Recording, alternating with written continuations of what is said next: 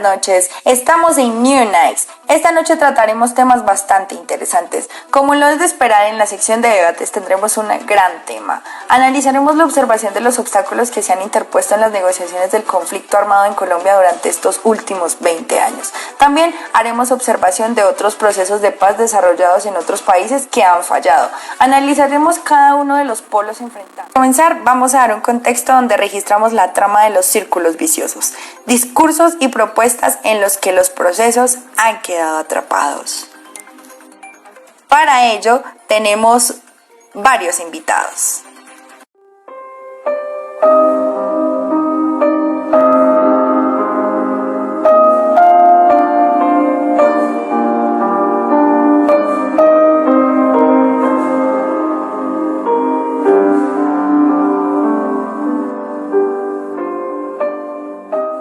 La guerra que vivimos es un círculo más externo, visible y ruidoso, de todo un circuito integrado de violencias en las que unas son efectos de otras y se retroalimentan entre sí. Teniendo como base lo anteriormente mencionado, analizaremos parte por parte cómo cada violencia genera otras violencias.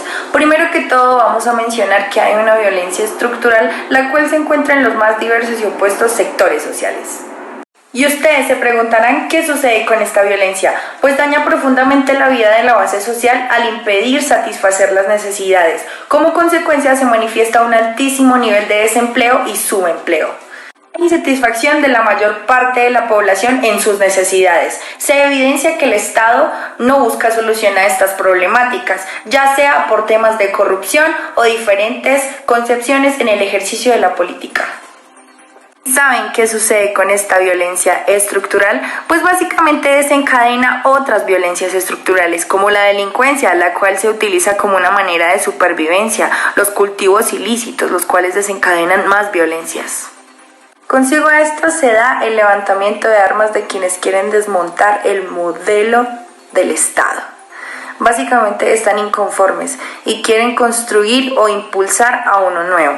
Esto genera como consecuencia más violencia. Seguiremos con este círculo vicioso de violencias. Ahora hablaremos de la represión del Estado.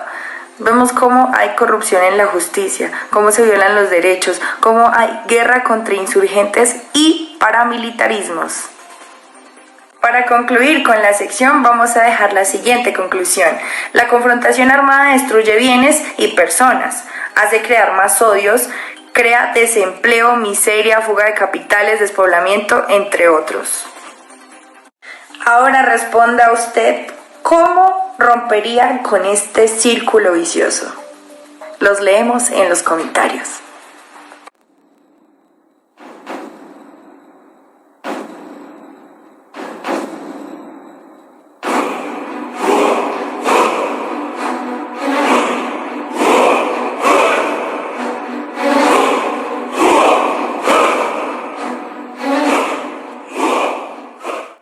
Les relataré algo muy curioso del Estado colombiano.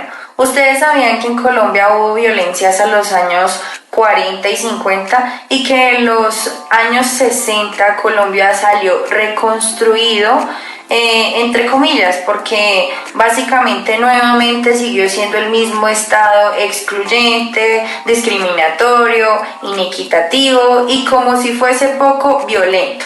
Básicamente el gobierno de Estados Unidos, como lo oyen, Estados Unidos, vino acá y le dio estrategias de un modelo de guerra insurgente con estrategias paramilitares a nuestra querida y hermosa Colombia.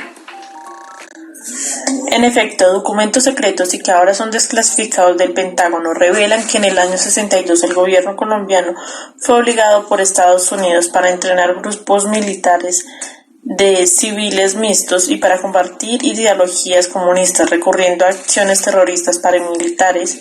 Los manuales contra insurgentes que en los años 60 se realizaron y se tradujeron en el ejército colombiano dan cuenta de cómo debían implementarse las estructuras paramilitares bajo el abrigo de las Fuerzas Armadas del Estado y también de cómo la población civil debe involucrarse en este conflicto.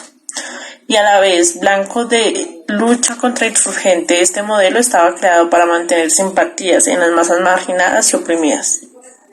Las organizaciones rebeldes En conciencia de la enorme desigualdad de medios de confrontación con el Estado, crean un modelo de guerrillas donde se utilizan ataques sorpresas, financiación mediante exposiciones, sabotajes en el modelo político y económico, acciones ofensivas sobre las defensivas, entre muchas otras.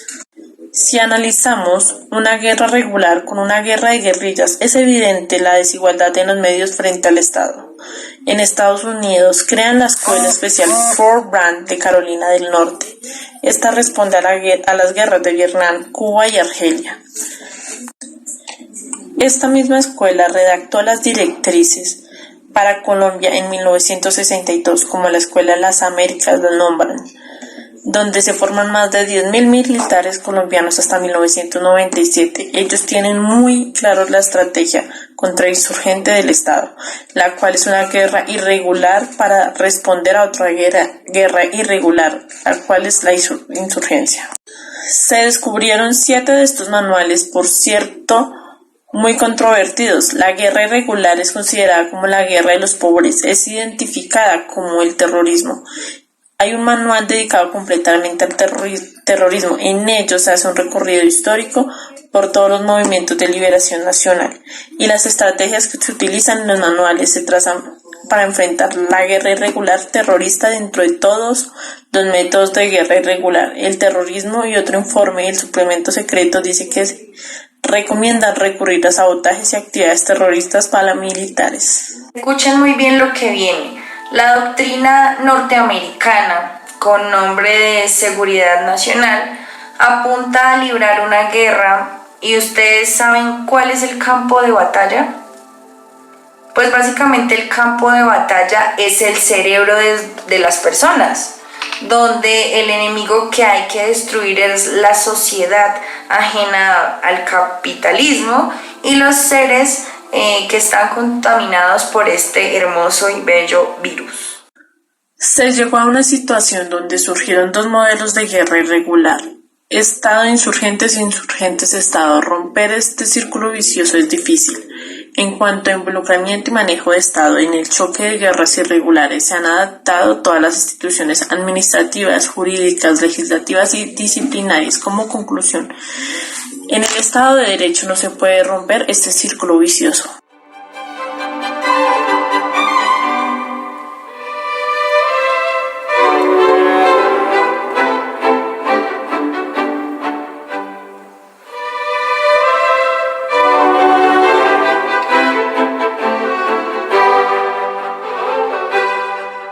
Buenas noches, querida República. Nuestra seguridad nacional hoy se está viendo aterrorizada por un grupo de ateos ideólogos del comunismo. Como Estado deslegitimizamos a las insurgencias por su anacronismo y porque carecen de móviles sociales y altruistas como son declarados socialistas. Repudiamos totalmente el socialismo y nos declaramos totalmente capitalistas. Deslegitimizamos al Estado por el abandono del pueblo, por la voracidad capital y siempre querer ejercer la ley del más fuerte mediante la apertura económica, la economía neoliberal y la política de las privatizaciones. No es así, señor insurgente. Son ustedes los que están acechando y están echando mano de los dineros provenientes de los carteles de la droga y de los secuestros que están utilizando para su propio financiamiento.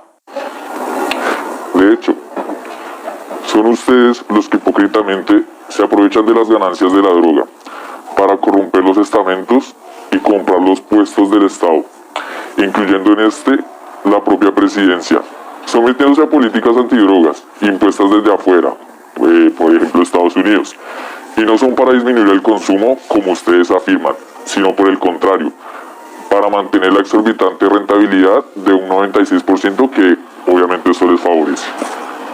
Representante del Estado, me indignan sus métodos de guerra irregular que no se compadecen con los derechos internacionales humanos. Por el contrario, nosotros nos indignamos y deslegitimamos su guerra sucia paramilitar que no se compadece con el derecho internacional de los derechos humanos ni con el derecho internacional humanista. Además, deslegitimizamos a ustedes la insurgencia por no acogerse a los métodos democráticos de participación política. Se los saltan, simplemente los evaden. De hecho, el Estado, con sus mecanismos tramposos, siempre ha querido exterminar a los partidos opositores, que de manera legal promueven transformaciones importantes en las estructuras que claramente al Estado no le conviene. Por eso mismo deslegitimamos todo su accionar. Nunca estaremos de acuerdo con su control bajo capas adineradas. Los condenamos a ustedes la insurgencia por involucrar a la población civil en el conflicto armado. ¿Ellos qué tienen que ver? ¿Ustedes por qué tienen que hacerle tanto daño? Nosotros nunca pretendemos involucrar a la población civil, ya que fueron ustedes desde la época de los 60 que han ido involucrando constantemente y a la fuerza a esas poblaciones, ya que con su accionar totalmente reciclado de estructuras paramilitares ven como a los civiles una forma más combatiente por el simple hecho de estar en contra de sus métodos de represión.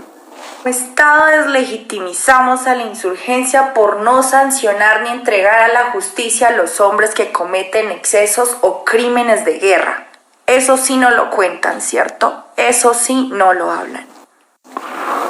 Por el contrario, son ustedes quienes mantienen una justicia corrupta, arbitraria y parcial, porque se cobijan de la impunidad de los agentes directos e indirectos del Estado, que son quienes cometen crímenes de guerra y crímenes de lesa humanidad contra las personas civilizadas. Censuramos fuertemente la solidaridad de gobiernos o movimientos políticos externos que muestran el apoyo a las insurgencias de Colombia. Nuestro movimiento y muchos más censuramos la creciente intervención del gobierno de los Estados Unidos en nuestros conflictos internos, mediante asesores, bases militares, armamentos y presupuestos y diseños de grandes políticas, tales como el Plan Colombia. En los momentos en que la guerra causa asco, se lanzan discursos propositivos hacia la paz. Estas propuestas van teniendo una alineación curiosa. Nuestros invitados estarán discutiendo sus ideales, pero ante todo queremos recordarles la pequeña frase: un pueblo que no reconoce su historia está condenado a repetirla. Seguimos en estudio con nuestros invitados. Adelante.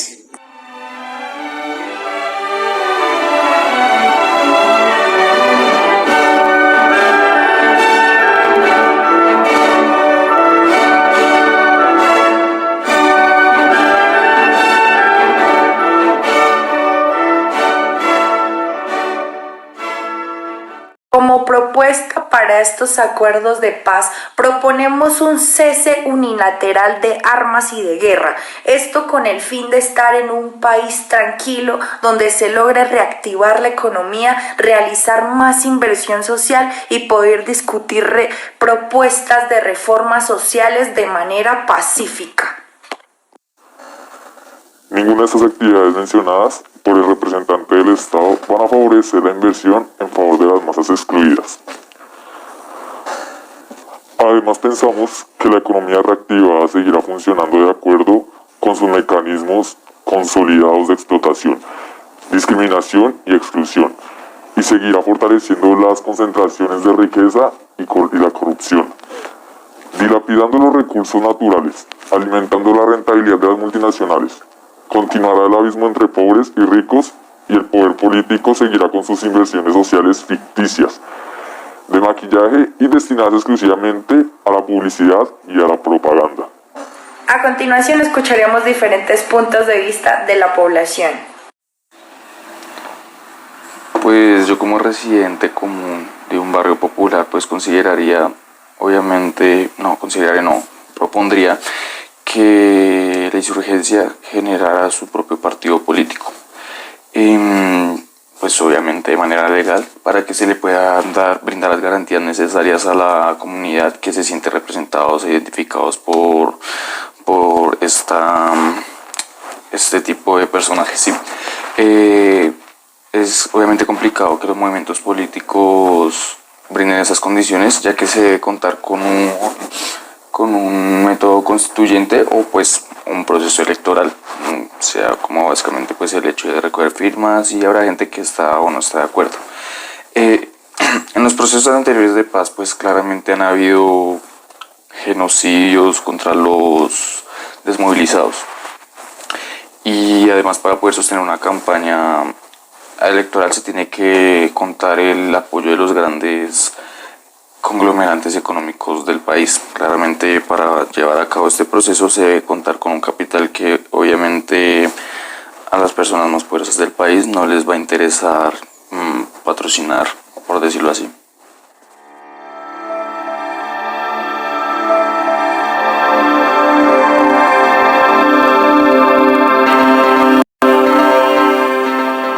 En temas de democracia, solo pueden participar quienes ya tienen poder.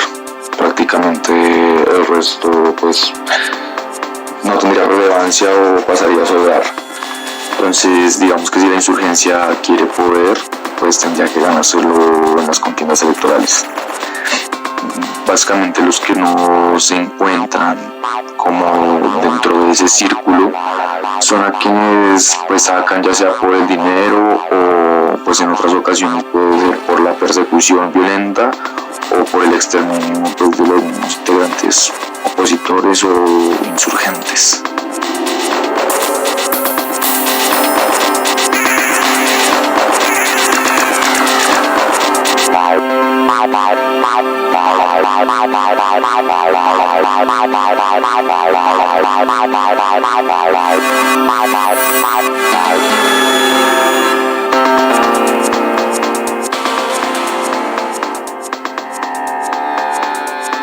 Hay que ver si pues hay sinceridad de una parte y esta se puede comprometer como para brindarle esa confianza a la otra parte.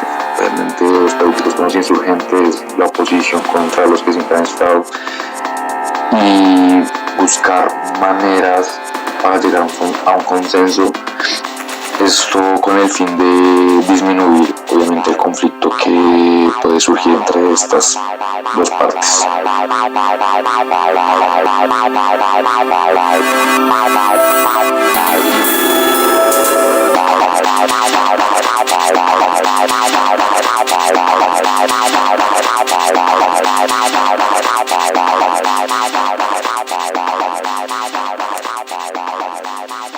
Es prácticamente tener en cuenta pues, lo que ya se ha dicho.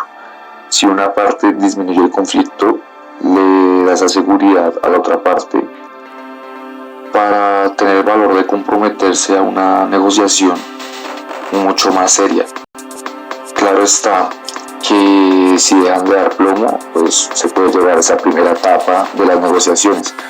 Pero mientras haya respuestas negativas por cualquiera de las dos partes, el resultado siempre va a ser la generación de violencia.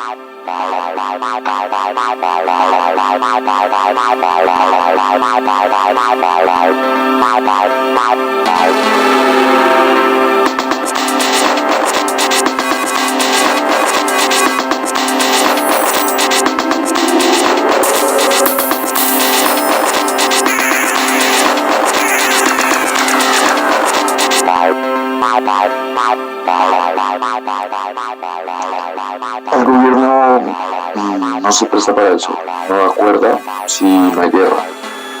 Obviamente ya con la guerra se presiona para que pues ellos, o sea, el gobierno, el Estado, busquen formas de negociar, ya que pues el Estado debe sincerarse con esto, lo que debe generar la disminución de la intensidad de pues el trasfondo que hay en el conflicto. Si el gobierno y la guerrilla no bajan la guardia, no hay mucho que se pueda hacer. Prácticamente eso debe ser de parte y parte. Esto debería tomarse equitativo e igualitario.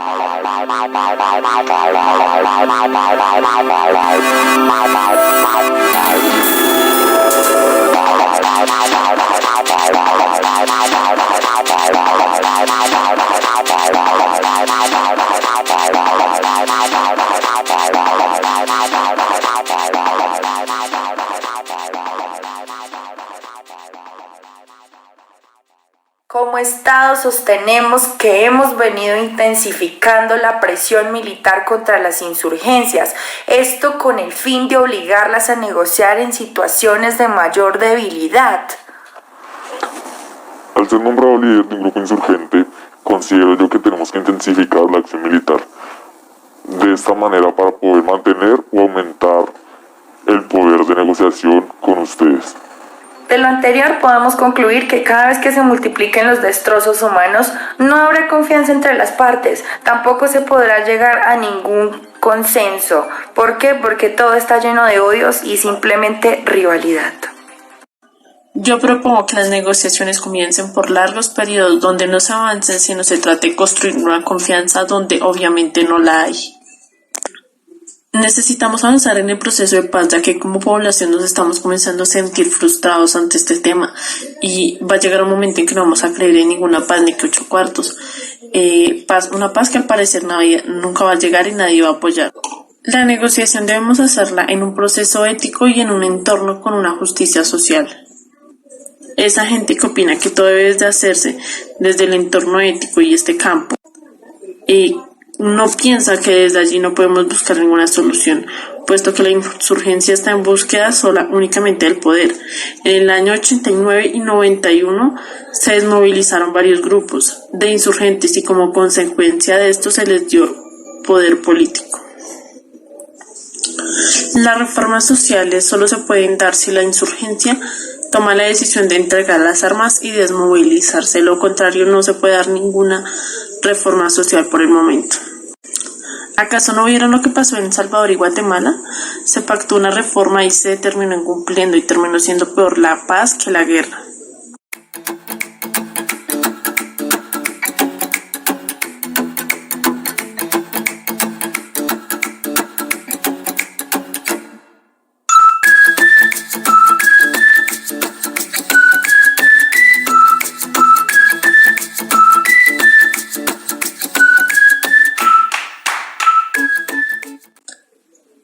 Como podemos observar, hay una enorme maraña de círculos viciosos, diversos campos e instancias que se entrecruzan y se enredan entre sí, unas veces para reforzar mutuamente, otras para anularse, otras aumentan los caos y las contradicciones. Todas estas posiciones tienen cada una propia lógica y con ejercicios intensos y extensos podría acercarse a una solución. Sin embargo, la mayor parte de ellas son un círculo vicioso o propuestas simétricas inversas. Cada una esconde profundos contenidos y distintos conflictos emocionales.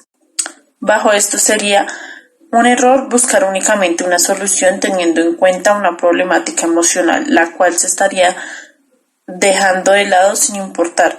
Por eso vamos a tener en cuenta algunos rasgos del ambiente emocional, lo que rodea estas salidas del proceso de paz.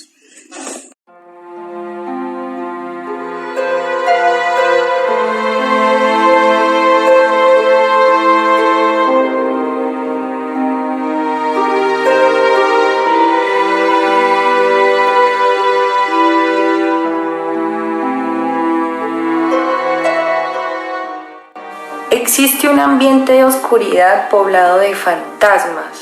Esta es la sensación que generaliza que nadie sabe lo que quiere. Básicamente parecemos ciegos con el palo buscando para allá y para acá. Contribuyámosle a esto el hecho de que las agendas de los procesos de paz son extremadamente vagas. Solo se anuncian temas y no propuestas. Muchas enumeraciones interminables, pero dentro de esas enumeraciones no hay ninguna pista de salida, no hay un principio rector que diseñe un cambio.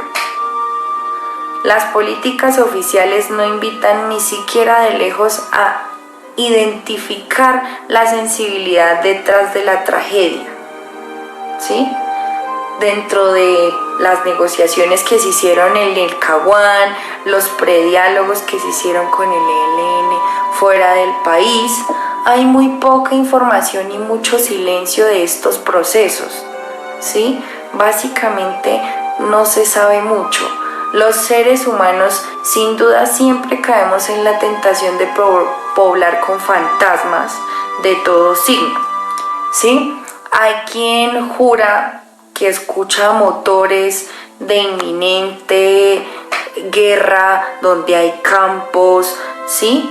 Hay otros que son acosados en procesos de tortura. Todos estos son imaginarios básicamente, pero las personas siempre relacionan lo oscuro con cosas básicamente malas.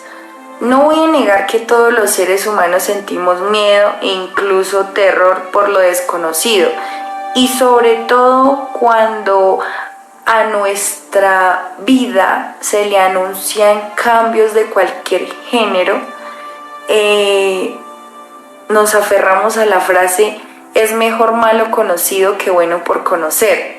Pero cuando la tempestad nos derriba y nos vemos obligados a ver las ventajas que nos ofrecía el otro modo,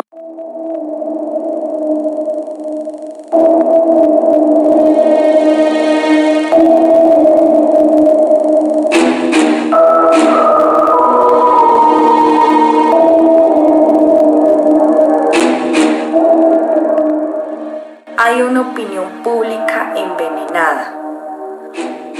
Quien sintonice cualquier emisora radial, vea la televisión o lea cualquier periódico, es consciente que tiene que prepararse para un remesón emocional, ¿verdad? En los medios ya casi son nulos los mensajes que insinúan a quien se debe amar. Casi todos erradican a quien se debe odiar. Otros ingenuos asimilan todo esto como informaciones sobre la realidad, básicamente. Uno sabe lo que está canonizando o lo que está demonizando desvergonzadamente frente a los protagonistas de cada noticia, ¿verdad? Si analizamos la terminología militante, combatiente, insurgente, guerrillero, subversivo, pasa a transformarse en delincuente, bandido, terrorista, básicamente porque esto decanta sobre la óptica de los defectos emocionales que pueda traer esa palabra, ¿verdad? Los emisores de los mensajes son cuidadosamente seleccionados en primera fila. Exacto. Están presidentes de gremios, altos mandos militares, líderes políticos, comunicaciones que asimilan el cliché del momento, cargados de imágenes que maquillan la sangre, el sudor, mientras respiran odio y llaman a cerrar filas frente al mal y el error, así como en las cruzadas. Frente a estos reporteros ingenuos o estúpidos, amordazados y que ignoran la gran parte del país, ya no se sospecha nada, ¿verdad? Las personas que asisten a estos simulacros democráticos informativos, a las encuestas, sondeos, entrevistas o las posiciones del común, se les edita o se les selecciona ciertos fragmentos básicamente para que los espectadores puedan estigmatizar. Estos fragmentos son subidos en horarios muy desiertos, donde la opinión se contrarresta y básicamente no es tan escuchada como lo que se quiere escuchar, ¿verdad? Hay unos imaginarios repletos del pasado y que están en blanco frente al futuro, ¿verdad? Las memorias del pasado están llenas de imágenes que solo causan dolor y odio. Hay sangre por doquier, campos desolados, arrebatados, campamentos desplazados con escenas de miseria, terror, hambre. No se alimentan los imaginarios con distintos diseños de un futuro distinto y posible, ¿sí? La paz y la justicia venden imágenes falsas que se deshacen en manos de consumidores, con películas a blanco y negro que ocupan espacios mentales y hacen producir sentimientos de dolor, impotencia y desesperanza.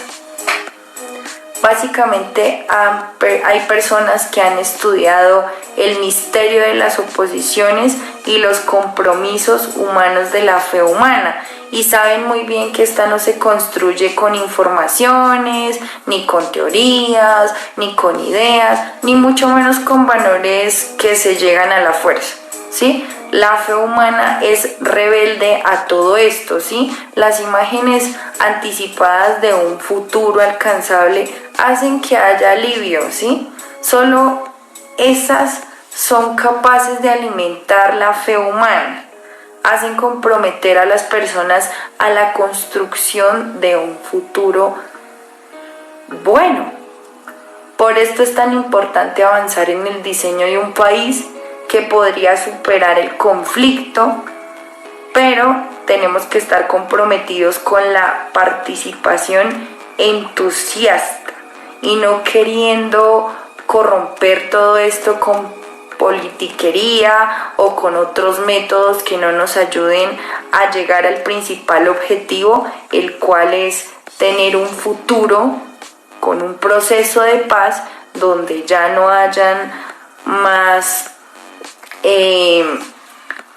movimientos que causen dolor al país. Teniendo en cuenta las trampas ya mencionadas que desde las realidades emocionales se proyectan en lenguaje, se puede concluir lo siguiente: que se enfrenten los problemas de los fines y de los medios de la guerra, que se trate de romper los círculos viciosos los cuales tocan de algún modo la violencia estructural, que se exorcice los temores producidos por espacios oscuros haciéndolos más transparentes y que sea posible los objetivos, los criterios, los logros y mecanismos de tal manera que el país pueda seguirlos de cerca, que se desintoxiquen los medios masivos de comunicación y los conviertan de medios que son de guerra en medios que creen paz, que se permita poblar los espacios mentales del futuro con imágenes simples y cautivantes hacia él, que sea procesado viendo en pequeños logros que se hicieron para llegar hasta los grandes logros, que se descarte la democracia barata, que se apoyen encuestas, sondeos, campañas, publicidad, mercadeo, todo esto, que se trate con comprensión y respeto los tejidos sociales destrozados por la violencia y así como la memoria de quienes fueron exterminados por su compromiso de proponer un futuro menos inhumano para todos, que se ofrezca a los ciudadanos posibilidad de involucrarse en reflexiones democráticas, al menos en los sectores que quieran hacerlo, ofreciéndole a los sectores más excluidos especiales facilidades y asesoría para poder tener esa participación democrática. De hecho, podemos justificar la guerra por el cierre de otras vías para lograr reformar de manera estructural la sociedad, lo que nos podría permitir erradicar los factores que generan marginación, tales como opresión, deshumanización y entre otras causales de la gran mayoría. Aceptamos que Colombia necesita urgentemente reformas estructurales de fondo porque la injusticia es escandalosa.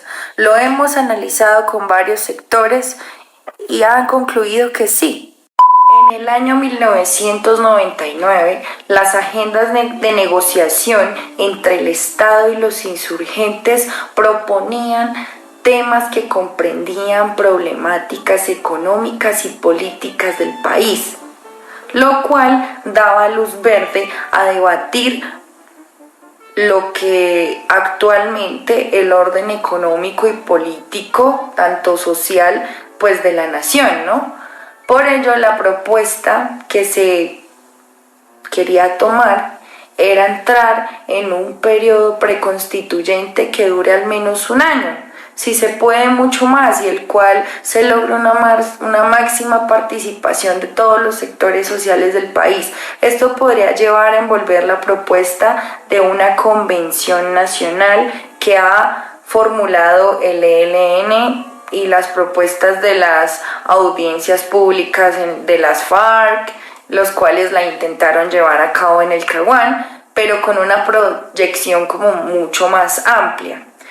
Esta propuesta se basa en la participación abierta de la sociedad civil. No se trata de sacar negociaciones con ellos, ¿sí? Se trata de sacar las negociaciones en las mesas entre el gobierno y las incidencias, pero la población entraría a negociar y podrían expresarse y proponer dentro de la participación, dentro del ejercicio político de democracia. Lo que nos incumbe exclusivamente es negociar la desmovilización como fuerza armada, y para ello se tendrá en cuenta los cambios estructurales que hayan sido posibles en los procesos preconstituyentes y constituyentes. El nivel de garantías y las transformaciones como se han llevado en otros países. Básicamente, la propuesta del periodo preconstituyente exige como mínimo requisitos esenciales, temática y método. Si proponemos un ejercicio en la búsqueda de un consenso de aquello que nos relaciona como los integrantes de una misma nación, y tratamos de construir algo que nos ayude en la convivencia humanizada y no constructiva, deberíamos buscar los medios para realizar este tipo de censo y llegar a un consenso.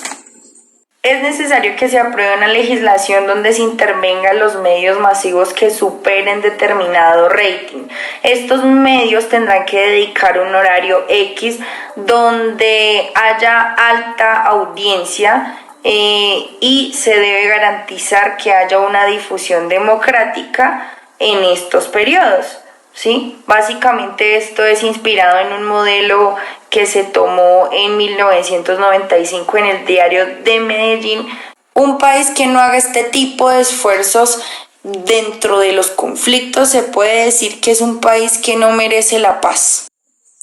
La siguiente propuesta consiste en simplificar la temática, reuniendo en pocas unidades lo esencial que el país debe debatir, para así refundar la nación y rediseñar el Estado en sus rasgos más fundamentales. Si es bien visto, en estos documentos hay mucha información vagamente planteada, o de paso ni se plantean, solamente plantean algunos enunciados. Esto va en contra de la pedagogía. Lo que haría es un verdadero fruta de opciones caóticas. Muchos analistas hicieron un consenso acerca de la Constitución del 91 y llegaron a conclusiones. La primera es que se llegó a grandes avances democráticos, pero se dejaron unos nudos problemáticos que hoy se cuentan como injusticias, las más monstruosas, en las partes de ordenamiento económico y territorial, así como los problemas relativos de la seguridad, participación y corrupción. Se propone agrupar alrededor de dos núcleos. El primer núcleo básicamente está centrado en responder la pregunta de cómo satisfacer las 5 principales necesidades básicas: alimentación, vivienda, generación de ingresos mínimos, salud y educación. Cada uno tendrá campos de reflexión, debate, donde se buscarán propuestas que articulen y no se eludan los problemas, pues básicamente las grandes poblaciones viven sin esas mínimas condiciones. Todos los sectores estarán invitados a hacer propuestas: universidades, fuerzas políticas, gremios economistas, sector empresarial, entes municipales, departamentales. Todo esto con el fin de resolver estos desafíos básicos de la justicia. El segundo núcleo estará centrado en la pregunta de cómo mejorar y democratizar la convivencia entre los miembros de la nación. Dentro de esto hay raíces de violencia que han marcado el país durante muchas décadas. Los problemas de convivencia se agrupan en tres importantes: información, comunicación, participación y seguridad. El área de la información y comunicación tendrá que plantear mecanismos ágiles y democráticos de comunicación entre los ciudadanos y una apropiación privada de los medios para lograr la libertad de prensa, sin contradicción radical de los derechos a la información y a la comunicación reales, ya que es una de las estructuras más antidemocráticas. En el área de la participación se debe responder a la pregunta de cómo corregir las fallas de la Constitución del 91 en el campo del sistema electoral y demás mecanismos de participación y control sobre los poderes del Estado. En el área de la seguridad incluye la administración y justicia de fuerza pública. Este es el campo donde está totalmente desgastado, infectado de violencia. Aquí hay que tener una creatividad para diseñar la seguridad ciudadanía de modo que no afecte la convivencia. El método debe diseñarse de forma que se construya un consenso nacional, promoviendo la participación de un clima de respeto. Debe organizarse más mesas preconstituyentes instaladas en el territorio nacional, municipios, corregimientos, comunidades de todo género, étnicas, religiosas, barriales o grupos sociales, organizaciones, universidades, todos los gremios y entre otras muchas que no tenemos en cuenta. Toda esta red de mesas preconstituyentes deben estar atravesadas por tres instancias que faciliten el trabajo de coordinación, veeduría y secretaría. En coordinación debemos prestarle el servicio de inscripción, circulación de información y materiales y armonización del trabajo local y nacional. La veeduría deberá estar a cargo de prestar el servicio de vigilancia para revisar que se respeten los parámetros de participación democrática y se corrijan las fallas cuando se presenten. En la Secretaría debemos recolectar los aportes, haciéndolos llegar a las instancias y deben comunicarnos a través de medios masivos preconstituyentes para avanzar hacia un objetivo de todo este periodo preconstituyente. Será avanzar hacia un consenso construido con esfuerzo intensivo de participación democrática. En el último periodo se han repartido intensamente en todos los ámbitos de opinión una especie de eslogan según el cual las negociaciones de paz en medio de la guerra se han agotado y para continuarlas se requieren de un cese de fuego y hostilidades. De acuerdo con las propuestas presentadas, se deducía que hay diferentes maneras de interpretar el cese del fuego y el cese de hostilidades. Algunas comprenden fines de guerra y otras solamente medios y otras no tanto. Les voy a explicar el concepto del cese de fuego. Básicamente es muy fácil de entender, pues está referido con el uso de armas de fuego de parte de los dos polos. ¿Quiénes son los dos polos? Son los dos combatientes de la guerra. Sin embargo, muchos lo han entendido como un cese de fuego unilateral, ¿sí? Donde el único que debería de hacer el cese de fuego sería la insurgencia. No se tiene en cuenta o no se considera el Estado, las Fuerzas Armadas y sus brazos paramilitares. Suspender el uso de armas entraría en discutir y negociar el problema de la bilateralidad, la cual se llevaría a caracterizar operaciones ofensivas y operaciones defensivas, sin olvidar que cada bando atribuye un conjunto de operaciones de carácter excesivamente defensivo. Tampoco se puede olvidar en la negociación de un cese de fuego que el uso de armas constituye el medio más importante en la estrategia de ambos polos. Proclaman para alcanzar sus fines y por consiguiente es complicado negociar un cese de fuego sin antes llegar a estos simultáneos. De allí que el cese de fuego sería una medida para facilitar la negociación de los afines. El concepto de cese de hostilidades es mucho más complicado. Hostilidad etimológicamente se deriva del vocablo latino hostis, igual a enemigo, y comprende el conjunto de tratamientos de una persona, grupo u organización o institución que le dan prioridad a las personas o colectividades cuyos fines o intereses consideran opuestos a los propios, con la intención de que no puedan ser logrados o realizados En tal sentido, habría que distinguir varios niveles de hostilidades. El cese de hostilidades bélicas es el nivel más agudo, que estaría referido al trato que se dan en los conjuntos de personas que buscan cambiar o mantener el sistema vigente mediante el uso de armas. En el caso colombiano, esto no es nada sencillo, dado que el desarrollo de la estrategia paramilitar del Estado orientado el accionar militar hacia la desconstrucción y destrucción de los ámbitos políticos, ideológicos, logísticos de la insurgencia, tomando como objetivos militares a los partidos y movimientos de izquierda, a las organizaciones de los sectores más críticos del Estado y del establecimiento a las redes de apoyo económico, alimenticio, sanitario y en el último término a la población rural, que al pretender permanecer neutral en las zonas de enfrentamiento y esto lo que ha llevado a las insurgencias también toman objetivos militares y muchos ámbitos de apoyo ideológico, económico, logístico del ejército. Esto muestra que las hostilidades bélicas envuelven capas enormes de población desarmada. Las hostilidades sociales, que están refiriendo al conjunto de tratamientos que el Estado y las capas sociales en él representadas, el establecimiento le dan mecanismos que excluyen y marginan a grandes capas sociales de la satisfacción de necesidades básicas o del reconocimiento de derechos fundamentales. Con este fin hay capas privilegiadas que logran y consiguen sus intereses, mientras que las capas excluidas no pueden lograr sus intereses alcanzados. A este nivel se confunden con el problema de los fines de la guerra o el derecho de la guerra. Suspenden los atentados a los oleoductos. Esto identificado en el medio de guerra como un sabotaje de parte de ustedes. Solucionen nuestras diferencias sobre el uso de recursos naturales. Ustedes no protestan socialmente, lo que cometen son crímenes. No se puede tener una participación popular, ya que la oposición a la protesta social y la criminalización bloquea cualquier intento de participación. Ustedes cogen a los líderes de las protestas en contra del Estado o de diferentes movimientos sociales y son judicializados como insurgentes. No aceptan la participación política social.